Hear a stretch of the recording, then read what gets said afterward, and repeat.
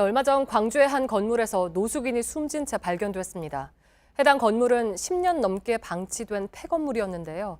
이렇게 수십 년씩 방치된 폐건물이 전국에 400곳에 달합니다. 안전사고 우려도 커지고 있습니다. 밀착 카메라 박민규 기자입니다. 인터넷 방송 진행자 38살 박모 씨는 지난 주말 광주광역시의 한 폐건물을 찾았습니다. 이른바 흉가 체험 방송을 진행하기 위해서입니다. 방송 중 건물 내부에서 시신을 발견했고 경찰에 신고했습니다. 숨진 사람은 60대 남성 A씨였습니다. 가스레인지도 있고 이불도 있고 뭐 옷도 있는 것이 보니까 거기서 숙식을 아마 하셨던 걸로 보입니다. 아주 오래전에 흡수가 됐습니다.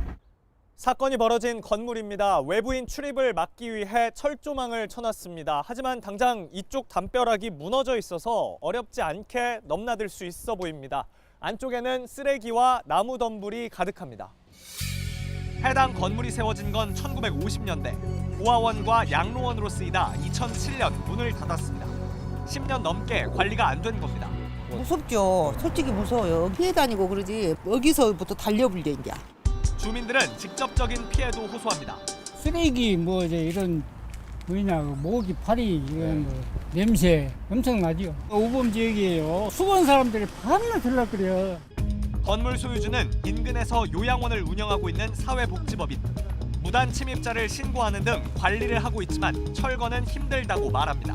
철거하려고 해도 지금 법인이 돈도 하나도 없고 매매하려고는 몇 번 시도는 해봤는데 그런 것들이 아직. 지자체는 사유지라 어쩔 수 없다는 입장입니다. 사유지다 보니까 저희가 따로 이렇게 관리를 하거나 물자리가 서져 있고 하다 보니까는 이렇게 쉽게 들어갈 거라는 생각도 저희는 하기가 어렵고요. 폐건물에서 사고가 벌어진 건 이곳만이 아닙니다. 한 달 전 불이 났던 충북 청주시의 폐건물입니다. 지금은 이렇게 나무 합판으로 입구를 막아뒀는데요. 지난달 불로 노숙인 한 명이 숨진 이후 이뤄진 조치입니다. 여기 이제 서문동 쪽에 이제 빈 건물이라는 걸 많이 알기 때문에 이 사람들이 와서 자다 보니까 그런 일이 일어난 것 같아요. 해당 건물은 지난해 11월에도 화재가 발생했습니다. 불이 났는데도 불구하고 또 들어가는 거예요. 심각하게 안 생기고 인명사고도 없으니까 그냥 넘어갔겠지. 바로 옆 상가도 10년 넘게 비어 있습니다. 원래는 다방이었던 곳입니다. 테이블과 의자를 보면 먼지가 이렇게 까맣게 묻어나올 정도고요. 이쪽에 보면 음료수 병에 적힌 유통기한이 2007년입니다. 옆에 있는 달력도 날짜를 보니 10년이 넘은 겁니다. 지난해부터 시행된 특례법으로 지자체는 1년 이상 비어있는 빈집을 정비할 수 있습니다. 하지만 해당 법은 주택에만 적용됩니다. 주택이 아닌 폐건물에 대해선 대책이 없는 겁니다. 경기도 안양시 안양역입니다. 역을 나서면 바로 맞은편에 12층 건물이 있습니다. 뼈대만 남은 채 20년 넘게 방치돼 있습니다.